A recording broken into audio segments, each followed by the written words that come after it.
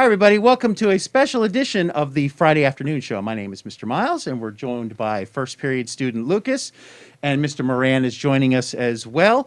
This is also going to be a special segment for Fabulous Friday, usually brought to us by Miss Mafuz. She set this all up for us. So this is our Fabulous Friday segment from Miss Mafuz as well. But the reason why we wanted to have Mr. Moran here today for a special episode of the Friday Show is anniversary time, of course. It's the 20th anniversary of September 11th, 2001. I remember where I was. Lucas, you remember where you were that day? Yeah, that's what I thought. No, everybody's very young here. But I was here living in Central Florida working at one of the local TV stations. I saw a lot of things that day. But for Mr. Moran, he has a very unique experience to all of us here at South Seminole Academy. Let us know where you were that day and what was your job 20 years ago this week. I was a New York City police officer, and I responded to the towers. Tell us what your day started like that day. It was a Tuesday morning. It was a normal day, I guess, as everybody else says. It was a Tuesday, and the odd thing, it was the most beautiful day you're ever going to see. And I was off, and I was supposed to have lunch with my wife. And the thing came, like you saw the tower get hit. Then there was a total recall, first time ever issued for the NYPD, where every member of the service must report whether they were off or on vacation immediately to work. How did you get that response? Was From that the radio? TV. From the TV. Okay. Just to back up a little bit, what was your first question you had, Lucas? Well, I would say what was like an average day at work like before September 11th? An average day at work, it was busy. We just, you go answer jobs, accident reports, regular police stuff. Where were you specifically assigned? South Jamaica, Queens. Say that, I'm the sorry. 113, South Jamaica. South Jamaica, Queens, the 113. Okay. So you received that call, and I received a similar call here at the TV station I worked at, where it was like, everybody needs to come to work right now. But the call that you received was over the television. And who was it who gave that call? It came from the mayor. Came from the mayor and said that everybody needs to report. Immediately. Where were you at the time? Were you at home? I was at home. Was that a normal work day for you at Tuesday? I was off because it was my 3-day swing. We worked 5 off 2, work 5 off 3. Gotcha. So what was, from the best of your recollection, what was the drive to work like that day? The drive to work that day, the New York State Troopers shut down the parkway to go into New York City. So we had to drive on the dirt with our IDs and shields out the window. Just so they could just just wave so we you could get through, through, wave you through. Yeah. Now, was there a specific location you were assigned to once You reported to your regular command, and then you got on buses and headed into Manhattan. Was there a meeting in the command that day before you got sent Yes. out? What was that meeting like? That meeting was pretty much basically saying to, how do I put this? I'm trying to get your affairs in order, because you're going into something and we don't know what we're dealing with. Right. That was probably a tough conversation for your superiors to make, because even as they said those things, they didn't even know what to expect, what was going on that day. Because our reports had more incidents were likely to happen. Correct. At the time, we didn't know what else was going to happen, what else was going on. Things were going on at the Pentagon. Now, at the time of that meeting, do you recall what time that was? Was it between the two buildings being hit? It was after the second building fell, and okay. Building 7 hadn't fell yet. Okay. All right. So they gave you the order at the meeting, and then where patrol car, or were you on foot? We were sent into Manhattan by bus and given secure locations to lock the city down. Okay. So then you were given a designated location that day. My location was Fulton and Broadway, which was right behind the towers. So when I got there, Building 7 imploded. Okay, so when you were there to hear Building and 7, see. yeah. And you felt the ground shake right underneath your Yeah, feet. I imagine the sounds that you heard from the building were just something you always had with you. And the thing is, when you got there, it looked like the pure definition of an apocalypse. Oh, jeez. Yeah. What was you have a second question there? I do. Just from me personally, did you ever like rethink your position as like a police officer during the events? Just like No. When we got there, we knew what our job was. Our job was to secure the city and make the people feel comfortable. All right. Right. So you went to your designated area. Was that an area that you stayed at for the day, or did you end up going to different locations throughout the day? That was my post for 37 straight hours. That was one of the other questions I think Oh, that we yeah. had, which was, yeah, go ahead and ask that question. Yeah, after the attacks, when was the first time that you got a break? I was sent home 37 hours after I reported in. Were you able to communicate at home at all to say, hey, I'm doing okay? I Here, was phones were pretty jammed There up. was no phone service because the main AT&T towers were the towers. Yeah, at the towers, yeah. So So- not a lot of communication, My or only radio communication. Yeah, only radio. My wife at the time, I wasn't able to talk to her for. Oh, Well, we geez. weren't married yet. But we were gonna get. Like, I wasn't able to communicate with her for about 2 days. That must have Yeah. been Yeah. scary for her, not knowing where you were and how you were doing at that time.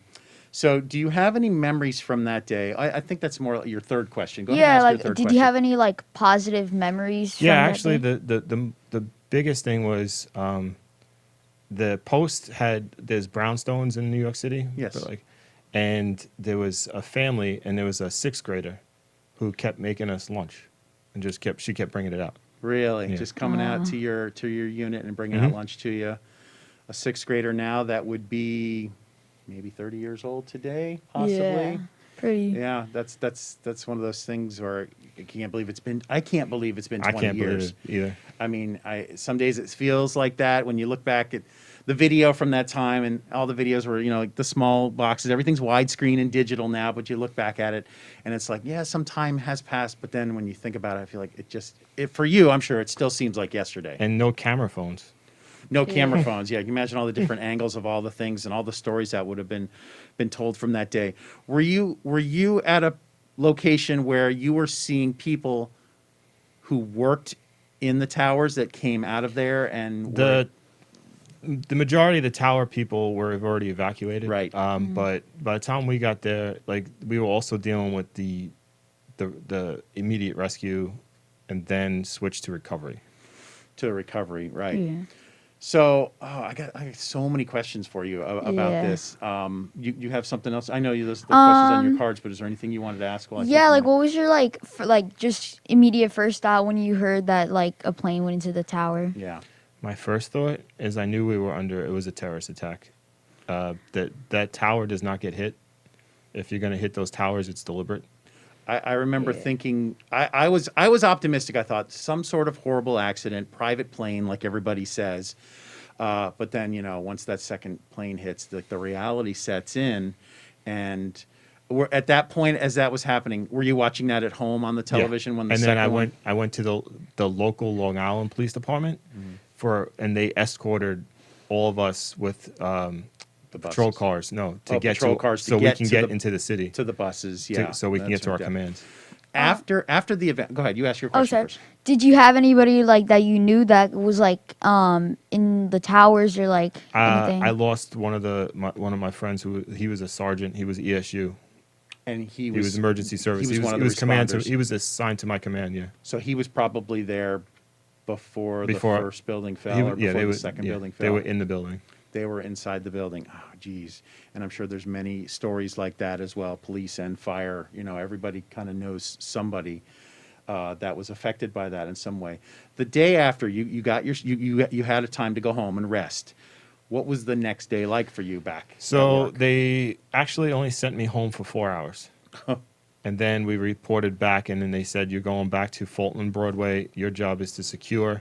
It's a complete lockdown. Okay. No one's like we had it. There was no. It was a complete curfew. Mm-hmm. No one's allowed on the street unless they live there. So this was a different location. you Same. were No, sent to. I was actually sent to the same spot. Okay, so you were sent to the same spot on your second day. If you Yeah. can call that your second day, it's probably still seemed like one long day Yeah. after only a 4-hour break.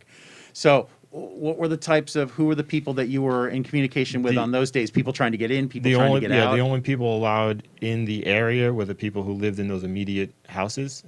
Everybody else was locked out. No one was allowed in. We actually were issued sticks with mirrors and Geiger counters to make sure there was no radiation, Right. and checking for car bombs. Because again, at the time, we didn't know the extent of what was going on. Yeah. And then as time went on, then we realized it. But you had to take every precaution, I'm sure. So the people that were did you encounter people that were like, I need to get in there. This is where I live. Yeah, that you had to check IDs, and then you had to personally escort. That's why we had there would be like 10 of us on a post, and then one would escort somebody into their house, and you had to make sure it's safe. And then we were also getting calls to go up on building tops to recover material that was that fell onto other buildings. And even on the second day, which was, again was still just one long day for you, the dust, the actual dust, really hadn't settled yet. It was just throughout the city, No, it wasn't didn't it? settle. So as you went home after your first day, you probably Yeah, I actually I tried washing my uniform about 3 or 4 times, and I just had to throw it out. It's just yeah. There's no way Yeah. to it. What was your wife's thoughts? Your girlfriend at the time, your fiance. Can we say Yeah, it was fiance. fiance? What were her thoughts at the time? You know, after you came back that first day, and then 4 hours later having to go back out. Did she have her reservations about you going back out there? I'm Yeah, sure? and I told her, this is what I signed up for, and you knew That's- that when I asked you to marry me, and Right. this And is who that- I am. And Yeah. she was being put to the test on that. This is what Yeah. this is what you Yeah. signed up for. Thing was the wedding postponed because of this, or No, because everything we went as were scheduled? we weren't getting married to the June of 2002. Oh, okay. Okay. So you still had some Yeah. time. After the events went on, did your post change? Did you stay with the same group after everything we settled were back down? we were always with our own, like there was 1 in 8 from each command, so we were always with that command. The only thing that would change is whether you were going to work nights or days. I was assigned to 6 in the morning to 6 at night every day, Okay. face-to-face relief. But for the first 30 days, we were no days off. We were just sent in as security and lockdown, because the initial thing was to make sure we secured the city, shut the bridges down, tunnels, not allow anybody in and out. And then Right. after that, our things changed to more whether there was a threat for something to happen to a building. That's the building we had to guard. Do you recall how long it took until you started to see a return to normalcy when it came to your shift? Was it after those 30 days? After or- Christmas, Really? Yeah. because So- we also had in Staten Island, we had another location. It was called Fresh Kills, and that's where all the debris was going. Yeah. So after my first 3 months with the towers, I was sent there to shift through to find stuff through the rubble that Just was anything sent that you thought should be set Yeah. aside. Yeah. Go ahead. You had a question? When was like, would you like during that period? When was the first time that you were finally like able to sleep, or at least like get some shut eye? Like, yeah, get a full night's sleep. yeah, or something. If there's such a thing. A full night's sleep, not really, but after a certain time, your body just shuts down and says you're gonna go Yeah. to sleep whether you like it or not. It's Yeah. time. Yeah, it's time. Were you able ever to? This is definitely a TV person question. After all the footage comes out and photos, or were you able to see yourself or your unit at all in photos or videos from that time? There was a documentary film crew out at the No, time. not on that, but we became like in a sense like New York celebrities, and everybody that's Absolutely. down there wanted our photo, and Yeah. and then we Yeah. started like we had a lot of exchange officers coming in from all over the country, and we would like exchange patches and stuff with them. So there was photos taken all the time. Yeah, that was one thing that changed immediately.